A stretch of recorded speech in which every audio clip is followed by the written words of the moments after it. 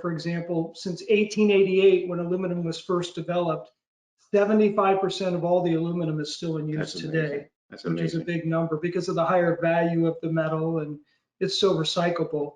The other thing that's interesting with Rio Tinto Alcan is they have a whole network of damming systems to make electricity to make aluminum, and 40% of the cost of making aluminum is electricity. So these guys were about 80 years ahead of their time when they built these dam systems to make electricity to make aluminum. So it's quite remarkable they were ahead of their schedule versus the old coal burning plants that some of the domestic players have here in the United States. So they're a North American-based company, Canada. Right. And you were talking, energy is such a big part of it. Does that also play into what's about the market, what availability of aluminum?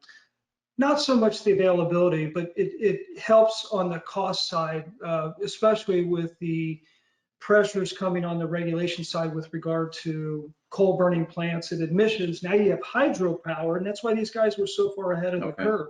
Tell us what we're looking at here. So we're looking at some video playing in the background. Right, this is up in the Saguenay area, which is 2.5 hours north of Quebec. And these are the damming systems that RTA, or Arthur Vining Davis, built way back when, and supply the water to make electricity, to make aluminum.